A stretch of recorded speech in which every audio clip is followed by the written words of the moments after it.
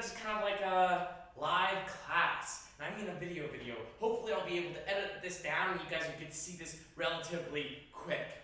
Today we're going to be talking about a Taekwondo round kick. I'm going to be talking about what the kick is, how you do the kick, and some drills that you can work on. So with all that being said, let's get started.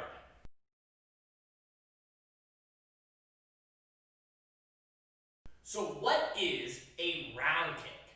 Well, a round kick is a kick where you rotate in the middle to have more power while striking.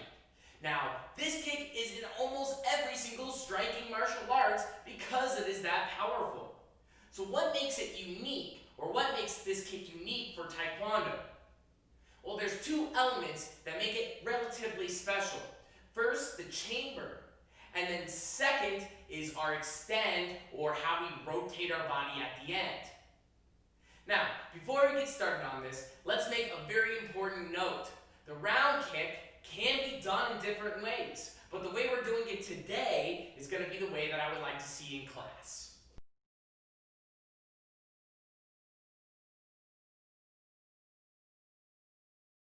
How do you do a round kick? Well, a round kick, as with all kicks, starts with its chamber. Now, we have two different chambers for this kick.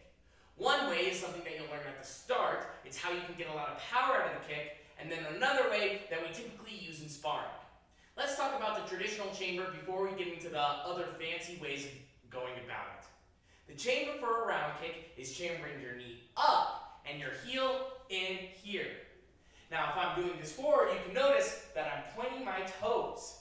I'm hitting with my instep on this kick, or where my shoelaces would be if I were wearing shoes. I am here. Notice that my heel, knee, and hip are all on one plane. So if I raise it higher, they're still on a plane. If I raise it lower, they're still on a plane. At no point do I want my knee lower than my heel, like this. That's how I'm going to lose power on this kick. So after our chamber comes our extend. Now our extend is just shooting our foot out. When we do this, you'll notice that my heel draws almost like a semicircle shape. If I had a marker on top of my heel, it would draw that semicircle. So I'm not shooting straight out, I'm coming around. A round kick, right? Now the final two steps is just rechambering and then putting ourselves in a position where we can defend ourselves or just putting it down, right? So I chamber, kick, rechamber, down. There is one more element to this kick that makes it unique to Taekwondo, which is our final rotation. Now I talk about this a lot on the side kicks, but it also comes into play on our round kicks. I would like you to stand like this. Put your hands out and lift your feet from side to side. What you'll notice is you can't lift your leg up very high, and if you are very flexible, maybe a little bit, but not much. But the second I turn one of my toes away from my kicking angle, I'm able to bend my knee and raise my kick up higher. So I don't have to be more flexible, but I can kick a taller opponent. So my toe faces outwards. Now on a round kick, I don't start here and then kick. I rotate it back as I kick. Try that out real fast as you're standing there. Go into the ball of your foot, chamber, don't kick, and rotate so your heel is pointing at your opponent or your toe is facing away from your opponent. Do it again, chamber, point. Now when we combine those two steps, we have our power from our rotation and the power from the extent of our kick. We have a double rotation. Again, one, there. I land. Now I talked about there being another chamber. If you're a little bit higher up in the belt ranks, around red belt, purple, green, blue belt, or you're a white, yellow, orange belt that wants to push yourself, there's one way I can go about chambering that makes this kick a little bit sneakier and makes it more of a Taekwondo round. Instead of chambering my leg initially here, I chamber it up. What this does is it disguises my chamber. From this chamber, I can do a front kick, a round kick, a side kick. I have any kick I want to do. But if I chamber my leg here, it's telling my opponent that I have to round kick. So, how do I execute this kick from raising my knee straight up? Well, the same way that we do all kicks, which is turning our leg to our initial chamber, kicking while rotating our foot. So knee up, rotate all at once, extend. If I do this sideways, knee up, rotate it once, extend.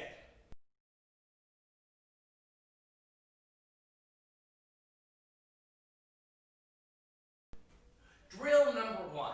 Now, our first drill is going to work on our leg strength and our overall technique of the kick.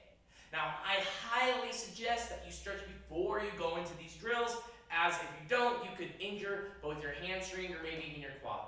So with all that being said, let's get started. Now, drill number 1 works like this. I'm going to grab the back of a chair. If you want to do this without grabbing a chair, go for it. But my suggestion is if you're starting out, take it slow. Grab a chair. When I start to warm up, I always use some assistance, whether it be another object or a person that I can hold on to. I'm going to start at a number. Now, I'll let you choose whatever number you want, but we'll just say 5 seconds. If you're a white belt, I suggest 5 seconds. I'm going to hold my chamber for 5 seconds before I move on to the next step of the kick. 1, 2, 3, 4, 5. Then I'm going to kick. 1, 2, 3, 4, 5. 1, 2, 3, 4, 5, and down. Now I get 5 seconds to rest here. Pretty easy, right? Now I'm going to go to 4 seconds. Now same thing, 4, 4, 4, 4. Wait for 4 seconds, and guess what? Now 3, then 2, then 1. So you can choose whatever number you want, but if you're going to 20, you're going to have to go all the way down. It's going to take you some more time. Do this on both legs. Both legs. So start with one leg, then do it on the other. If you're more advanced, my suggestion is start out at 10 seconds. If you're just starting out on this kick, do 5-second starts, and then do it 3 times. By the time you get to your 3rd attempt on either leg, you're going to be a rock star at this kick. Now, if you want to do this with the other chamber, something that you can work on more, if you want to become more of a sparring Taekwondo martial artist, start with your leg here. Do the 5 seconds or whatever your count is, and then when you do your next kick, switch and kick out. Now, when I switch, I'm not going to hold that switch for 10 seconds. I'm going to hold it for a second before I kick. That switch will never elongate no matter what time you're on.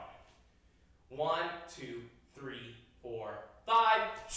1, 2, 3, 4, 5. As a reminder, this kick is used to disguise this kick from your opponent. So if you go here and then you switch and you hold it for a long time, you're no longer disguising. You want to get used to switching fast and extending. Alright, so that is drill number 1. Feel free to take 10 to 15 minutes working on this drill. If you need some more time, to work on the technique, go for it. If you feel like you got it down, move on to drill number 2.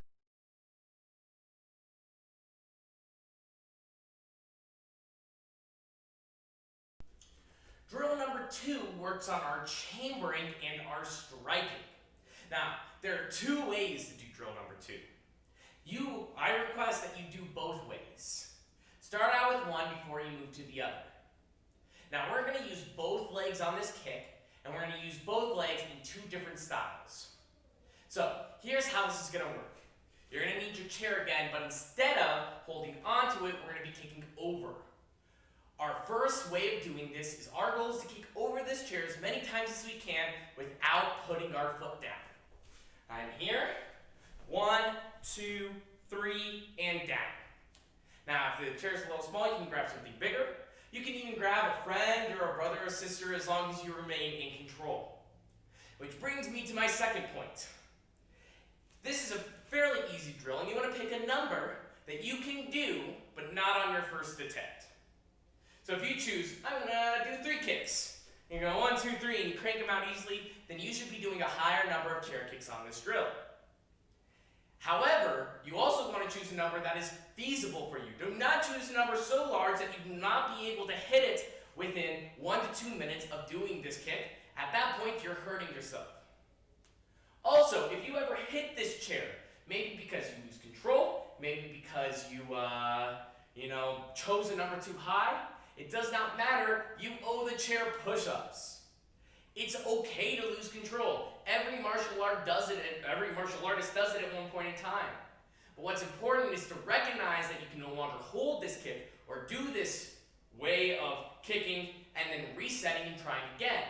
If you start to lose control and you continue to kick, that's when you're going to start to hit your chair. That's when you're going to start to fall over. So if you fall over, hit your chair, the chair push-ups. So you chose your number, you're going to do it on your back leg. Then you're going to do it on your front leg. Your goal is to get this front leg as close as you possibly can without hitting the chair. You're going to lift up into your chamber, do the number of kicks, set it down. At this point, you'll switch your legs and you'll do it on the other side. So if I did 10 on one leg, 10 on my right back leg, 10 on my left front leg, then I'm going to switch and do it the other side. 1, 2, 3, 4, 5, 6, 7, 8, 9, 10. Front leg with my right. 1, 2, 3, 4, 5, and so forth. That is the first way of doing this drill. I suggest you do that one first. The second way is going to work on our staying power. This is going to help us quite a bit with forms. We're going to do the exact same setup. Back leg and front leg and back leg. If I kick or fall over, I owe the chair push-ups. However, instead of continually to kick, we're just going to kick and hold. So instead of choosing a number for the amount of kicks I do, it's going to be for the amount of seconds I hold my kick. It could be 5, 10, 15, 20. It does not matter. But if I ever touch this chair, even lightly, I rest on top, I owe it push-ups. So, the whole drill in its entirety. You're going to choose the number of kicks that is feasible, something that you can do within 3 attempts or 2 minutes. You're going to go up, use your back leg first, do that many kicks, then take your front leg and do the same thing. Then you'll switch your stance, back leg again, same number of kicks, front leg, same number of kicks. Once you're done with that first part, you're now going to do the staying part of this. You're going to choose number of seconds, 5 seconds, 6 seconds, it does not matter. You're going to hold, put it down, then you're going to use your front leg, again, get it as close as possible, and hold. Then, the other side. That is drill number 2, and once you finish with drill number 2, we're going to move on to the final drill, drill number 3.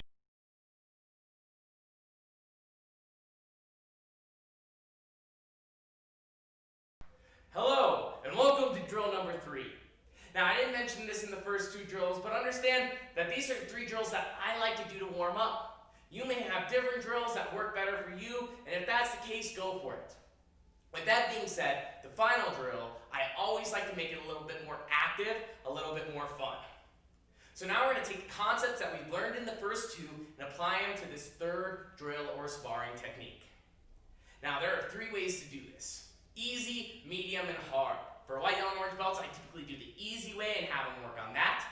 For purple, green, and blues, I typically have them do it the medium way, the slightly more difficult but not super advanced, and then my brown and red belts and black belts, I typically do the third way. So with all that being said, let's get started. And we're going to break this down like we did on drill number 2, meaning I'm going to use my back leg, then I'm going to use my front leg, then I'm going to switch. Back, front, switch. Now, to get started, I'm only going to show one side, but understand that you have to go through all those progressions, not just the front leg, not just the back leg, not just left, not just right.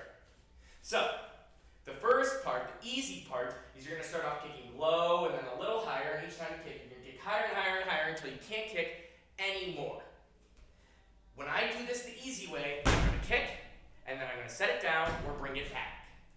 I'm going to kick higher each time, and I'm going to set it down each time. Bam! Same thing on my front leg, low, medium, high, high, high. Feel free to do the tap kicks, especially if this is a warm-up. Now, if this is the medium version, you're a purple, green, and blue belt, you've been in martial arts for a little bit, you're going to take that same thing, except you're not going to put your foot down. You're going to kick, and then each time you kick, you're going to raise it higher and higher and higher until you're hitting as high as you can. Same thing on your front leg. Now, finally, my favorite one.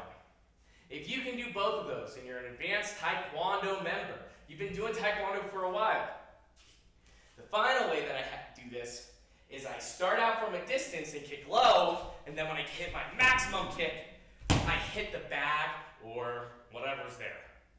My suggestion is if you don't have a bag, have a friend raise your hand out like this and do like taps. If you don't have a friend, you could tape a paddle to a wall. If you don't have any of that, you can practice these in the air all just the same. So, again, low, middle, high. Starting out, just touching the ground. When you get a little bit better, low, middle, high without touching the ground. And then finally, if you can do all that, do it with the sliding. Meaning you go up, you kick, and each time you kick, slide forward until you reach your top height, hit the paddle, hit the bag, hit the person, bring it down. And again, you can do that with your front leg as well. Your front leg is going to be more of a slide step as you go into it. So hopefully you learned something new about round kicks today, and hopefully you can be an even better martial arts for it. I hope you have a great rest of your day.